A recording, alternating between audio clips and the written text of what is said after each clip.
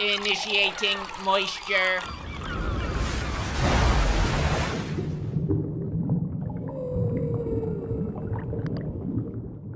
Welcome to the Moist Meter. Today we're looking at Doctor Strange in the Multiverse of Madness. I feel like with every Marvel movie I start the same way, saying like, I'm getting a little tired of Marvel movies, but this time it's a little different because I really like Doctor Strange. I thought the first one was really fun, and I think he's just a really enjoyable character. So for the first time in a long time, I believed in wet dreams and actually had some pretty high expectations of a Marvel film, and I'm happy to say I wasn't disappointed. I thought the movie was really good, especially in the visual aspects. There were some really creative visuals in this movie that I really appreciated. It felt so different from most modern Marvel movies in that it wasn't afraid to be like violent. In most other Marvel movies, I feel like they shy away from showing any kind of like brutality or anything like that, but not here. I don't know what's spoiler and what's not, so I won't get too deep into it, but the main villain will straight up just like obliterate people, burn them to a crisp, and you see their flesh being like flayed from their body and burned alive. There's even a scene where she makes, where the villain, whoever it could be, makes a guy's head explode from the inside out, and then there's like blood pouring out of his face.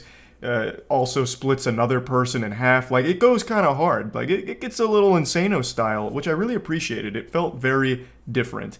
And visually, I thought it was so creative because it's very trippy, as you would expect from Doctor Strange. It explores the multiverse, so it's showing you a lot of cool things. They'll go through like a dimension of pure paint, where they're like existing as sentient paint before falling into another dimension where they're cartoon characters, fucking Looney Tunes. Like, it's really interesting.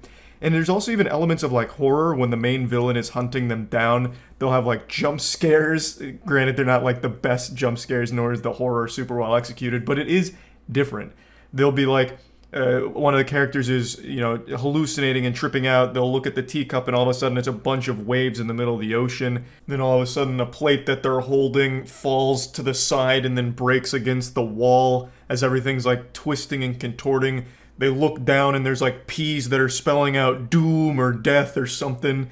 Like, it was just cool to see how creative they got. The main villain's like using reflections in the water in order to capture and kill people.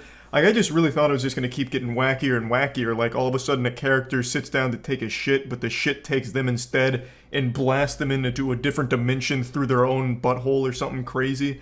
I just really appreciated how free they were to explore some wacky concepts for their visuals, and I thought it really played nicely into the film.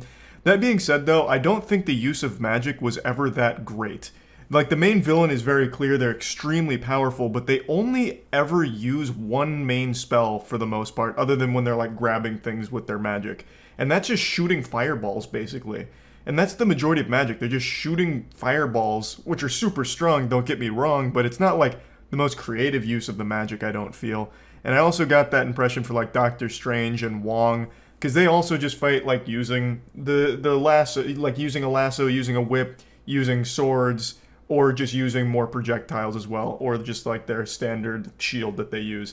It never really explored like really crazy magic to give you that sense of, holy shit, these are like incredible sorcerers and incredible magic users using some fucking outrageous forbidden jutsu here. It's just like, they're shooting projectiles at each other again. That's the majority of the magic you see here. And while it's not bad or anything, I just have to say it didn't like meet what I expected when it came to this is the most powerful magic you'll ever see. It was just more like, more laser beams, cool. Which, again, isn't the biggest deal in the world. It's not a huge complaint. I guess I was just expecting more. But there is creative times where they use magic. For example, there's a scene where Doctor Strange is fighting an opponent and he's fighting using music. So he gets like a bunch of musical notes and he lifts them off a page and fires them at the guy. And then he fires back by catching the music notes in like the lines for music. I'm already blanking on the name. As you can tell, I'm not super well versed with classical music reading.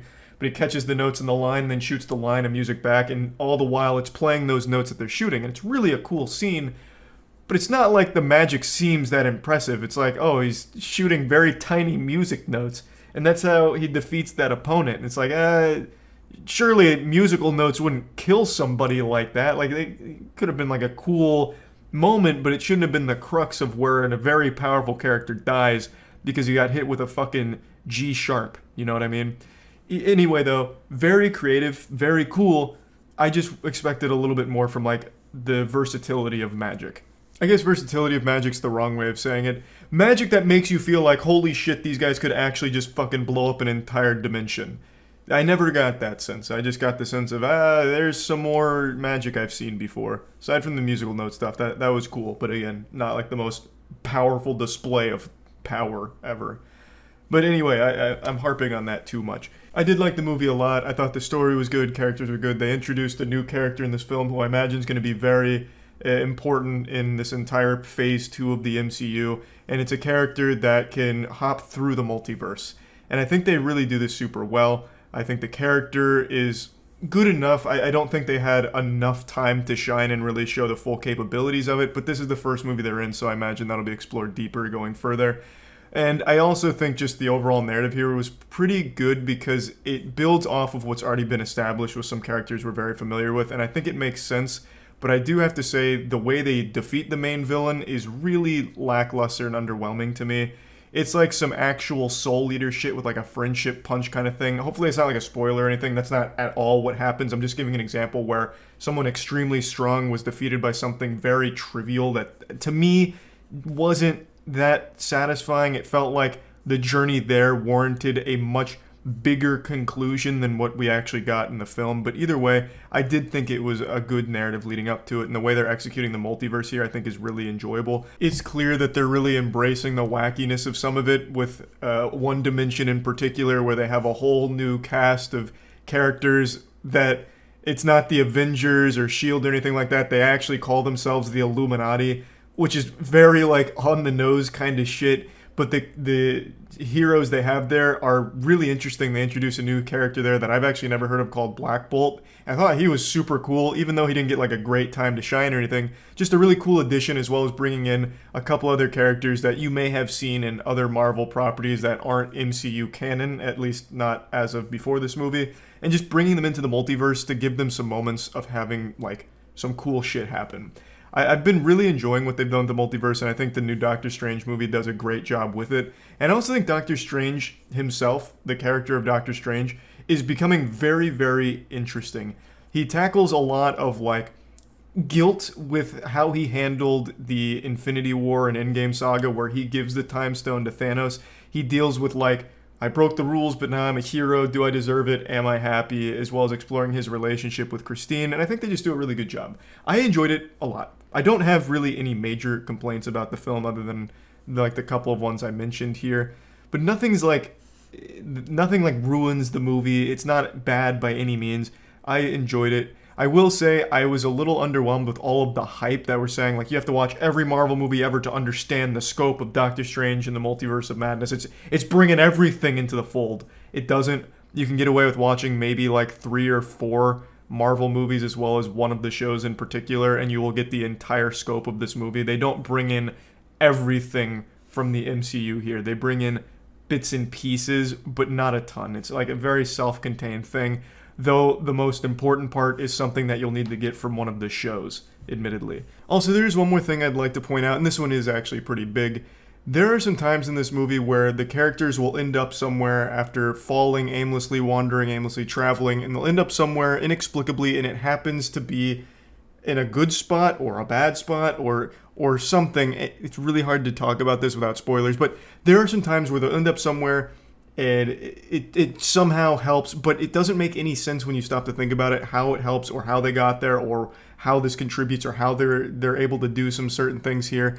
It's just there's a lot of inexplicable nonsense that looks cool but doesn't really connect super well. It just leaves you scratching your head like, oh, I mean, that was fucking awesome to look at, but excuse me, what? You know, it's one of those things where it just doesn't really work narratively, like for the plot and some shit that happens.